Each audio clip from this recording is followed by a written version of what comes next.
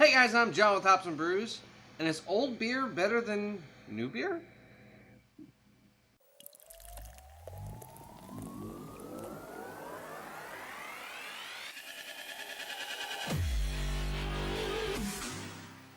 So today I'm going to be talking about some of the basics of cellaring beer. What you should do, why you should do it, and what you shouldn't do with it. But first off, let's talk about beer cellaring and beer aging. What does it do? Why does it do it? And I get this question asked to me a lot from my friends. But the most simplest explanation that I give is think of soup. Now when you make a homemade pot of soup, it's probably delicious. It's fresh, the vegetables and ingredients are just popping all over. It's great. But then have you ever taken it, put it in the fridge, and just let it sit for a day or two?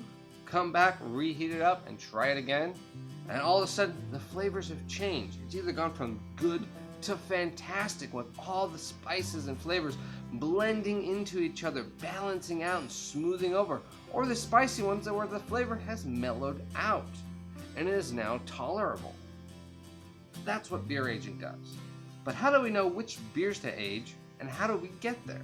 Now, just like the soup, we can't have it sitting on our kitchen counter for 2 days. It's gonna spoil. So we have to put it in our fridge. We have to have it temperature controlled. That is the same for beer. Now, beer cellaring temperature is roughly around 55 degrees. That has become widely the acceptable temperature for cellaring.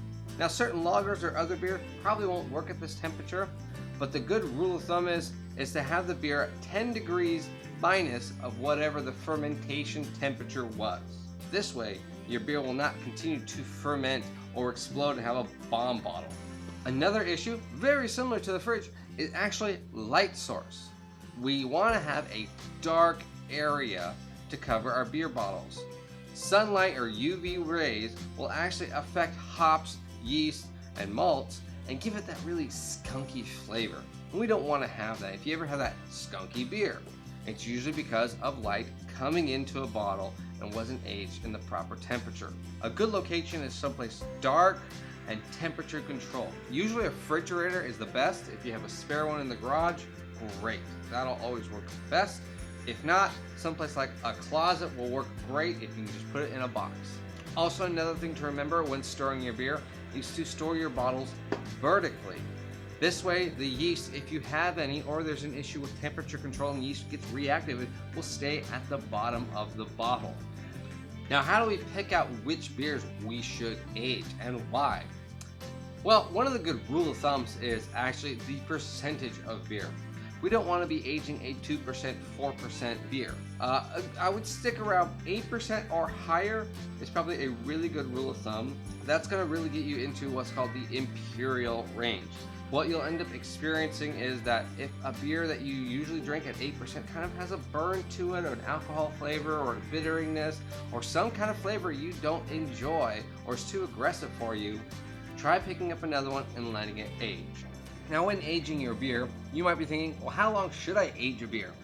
Well, in my personal opinion, I love experimenting and aging things all different types and all different lengths. But a good rule of thumb is, if you're going to age something, make sure it still has the right amount of alcohol. Like I was talking earlier, 8% or a little higher. So I would say anything between 8% and 10% can be 6 months to about a year you can age it. And if it's hoppy like a double or triple IPA, probably the lower end of that if you're looking to still retain some of those hop notes. So for the 10% and up range, I believe you can go from 1 year to 5 years and still be fine as long as it's stored properly. And then you get into the really high alcohol, the 17% and up, you can do 5, 8, even 10 years and still be fine. It's going to be more like a fine wine by then because you're basically at wine level. Now, if you ever find a beer that says active yeast or bottle conditioned, or find some form of language that states that there's still active yeast in the bottle, these beers are perfect for aging. That means it'll continue to ferment. The beer will evolve just a little more. Maybe not the way the brewer intended, maybe the way the brewer intended. Who knows? We don't know how long that beer's been sitting on the shelf. We don't know the temperature of that. It's kind of like the Wild West of aging. So if you have yeast in your bottle, maybe let it sit for a little bit longer. Have that complexity really come out. Now, one thing to talk about that's a little bit more complex is your esters and phenols. Now, what I mean by this is some of your, like say, fruit esters can change over time. Think of a Belgian might have a nice pear or tree fruit ester to it. Now, if you age that beer over time, it's probably going to develop more into a dark fruit, fig, raisin-esque flavor to this beer. So, understanding the amount of time that beer needs to age, you will get different flavors from that. And also, German beers can have a kind of a banana flavor to it, and banana esters seem to actually die off almost completely. So again, with each beer you have, there's a little understanding that you need to know before aging that type of beer. So phenols flavors are actually more of the yeast characteristics. You're getting like a spicy flavor, peppercorn. You'll get a lot of this stuff from Belgians and Saisons. Now, aging this over time, it'll probably transform it into more of a tobacco-y flavor or root flavor. So again, knowing the aging process and knowing what style and what yeast is in your beer will be key into aging your beer. Now, aging a sour beer is kind of an interesting thing because the reason you probably want a sour beer is to have that mouth-puckering sourness to it. But aging most sour beers actually diminishes that sour flavor to it. Not all the time though. There are actually certain cases where it can increase it. Think of Brettanomyces style of a beer. So if you ever see Brett on the beer label, actually over time that can increase the sourness. Well, not really. It actually diminishes more of the malt characteristics, and that sourness still remains pretty high up there. It's more of a drying sour flavor. So if you're looking for more of those soury, puckery, fresh fruit beers, you're probably actually not going to want to age it too long. If you do find that your beer is too sour, then aging a sour is perfect for you. Now, the most common beers to age, though, are probably the barrel-aged beers. You're going to see these big stouts.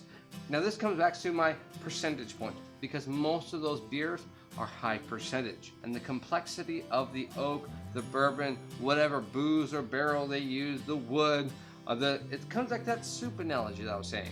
All of these flavors will start to mellow out, and you will get a symphony of flavors in there. Now, you might hear people say, you can't age this beer and you can't age that beer, you can only age this type of beer, these are the only types that are really good for aging. Well, that's just not true. Even all the points that I told you, you can age a 2% beer, you can age a 4% beer, you can age whatever you want. Keep it in that condition. You want to experiment? Experiment with flavors. They will happen. They may be subdued.